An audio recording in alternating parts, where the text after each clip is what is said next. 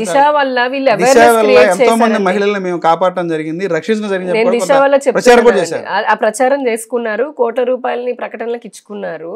ఒకటి app awareness create చేయడం కోసము, పోలీస్ యంత్రాంగానికి చెప్పడం కోసం ఉంది. కానీ శిక్షలు అంటే బాధితులు ఎవరైతే ఉన్నారో వారికి న్యాయం జరిగే విధంగా, నిందితులు ఎవరైతే ఉన్నారో వారికి శిక్ష పడే విధంగా ఇంతవరకు నేను అడుగుతున్నానండి as a BJP spokesperson లాగా.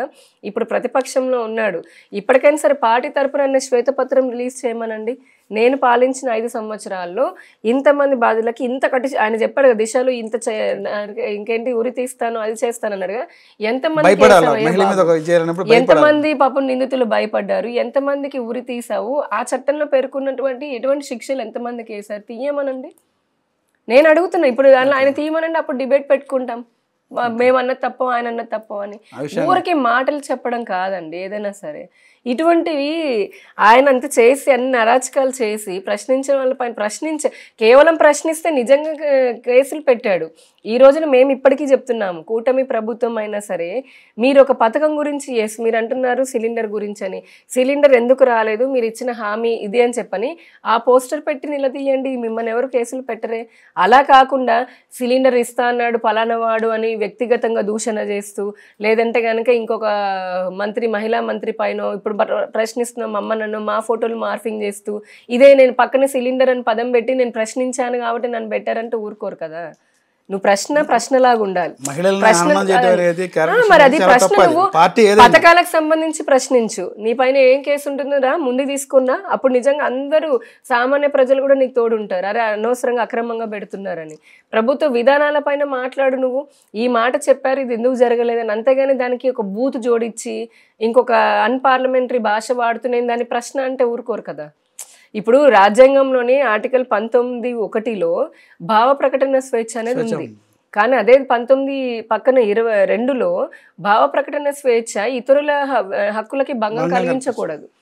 ఇప్పుడు మీకు భావ ప్రకటన స్వేచ్ఛ ఉంది, అందుకే కదా పోసాని కానీ ఆర్జీవి కానీ ఇప్పుడు వీళ్ళంతా ఆ అమ్మాయి కానీ ఇంకా మిగతా వాళ్ళందరూ కూడా భావ ప్రకటన స్వేచ్ఛ అంటే నాకు చెయ్యి ప్రకటన స్వేచ్ఛ ఉంది, నేను కత్తి తీసుకొచ్చి నేను ఎవరినైనా చంపేస్తాను అంటే అది కాదు కదా.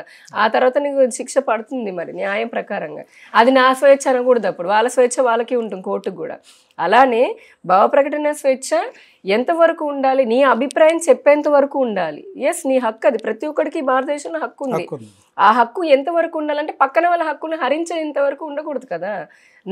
నన్ను దూషిస్తూ నన్ను మానసిక హింసకి గురి చేస్తూ నా వ్యక్తిత్వ హననం చేస్తూ అది నీ హక్కు అంటే నిన్ను కొట్టే హక్కు కూడా నాకు ఉంటుంది. మరి నేను అలా కొడుతూ పోతే చట్టం ఏమవుతుంది చెప్పండి. ఇప్పుడు మీరు ఒక మాట అంటారు అనుకుందాం, ఉదాహరణకి ఏదో ఒకటి నన్ను అన్నారు, దుర్భాషలాడారు, నాకు నా హక్కులు భంగపడ్డా నేను మిమ్మల్ని కొట్టాను అనుకోండి, అప్పుడు చట్టం ఎక్కడవుతుంది? ఇంకా అలా ఉండదు. కాబట్టి ఎవరి హక్కులు వాళ్ళు ఉండాలి. భావ ప్రకటన స్వేచ్ఛ ఎంత ఉండాలి అంత ఉండాలి.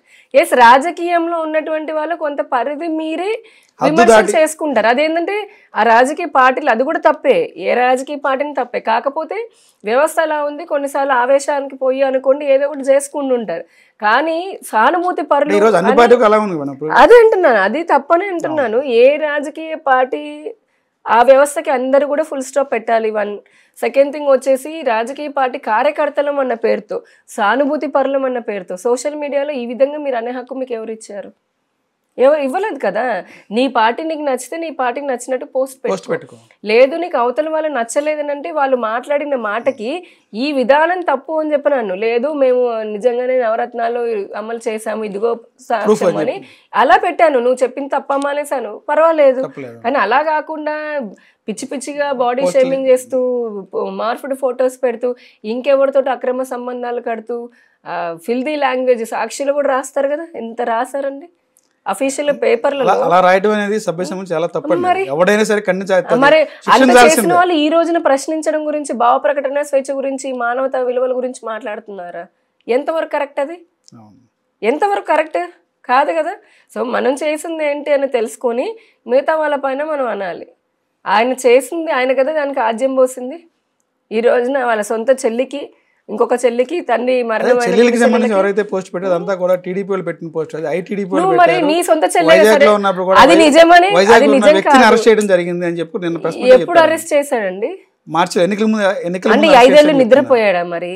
ఈ 5 సంవత్సరాలు ఎందుకు చేయలేకపోయాడు? ఎలక్షన్స్ ముందు చేయడం ఏంటి?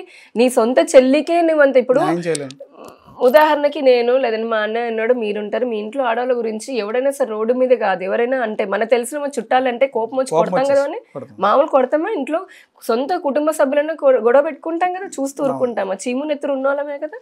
అలాంటిది నువ్వు ఎంత ముఖ్యమంత్రి అయితే ఇంకా ముఖ్యమంత్రి కూడా అసలు ఆ ఇదిలో ఉండే యంత్రాంగం అంతా నీ చేతులు ఉన్నప్పుడు నీ చెల్లెల్ని పక్కన పెడితే నీ తల్లినే అన్నారు కదా. నీ చెల్లెలు పుట్టుకకి వెతుకుతున్నారంటే నీ తల్లిని అన్నట్టే కదా.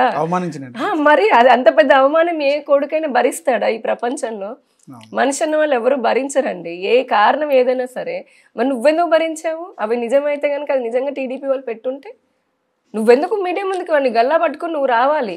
నలుగురు ముందు నువ్వు కొట్టుండాలి. అసలు కొట్టి అంటారా? ఇప్పుడు నా చెల్లి తల్లిని అన్న వాళ్ళైనా సరే, సామాన్య మహిళను అన్నవాడైనా సరే, నేను ఒక ఇలానే చేస్తాను అన్నలా నిజంగా నేను నిలబడతానని చెప్పి అదేది అదేమీ లేకుండా 5 ఏళ్ళు నువ్వు ఊరుకొని ఇప్పుడు ఏదో ఎలక్షన్ ముందు చేశాడట.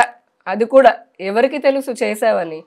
నీ సొంత చెల్లె ఈ రోజున అంటుంది, నీ తల్లే బాధపడుతుంది. ఎందుకయ్యా ఇంకా కూడా నాటకాలు ఇచ్చిన వాళ్ళని? రాష్ట్రంలో లా అండ్ ఆర్డర్ పరిస్థితి ఎలా ఉంది?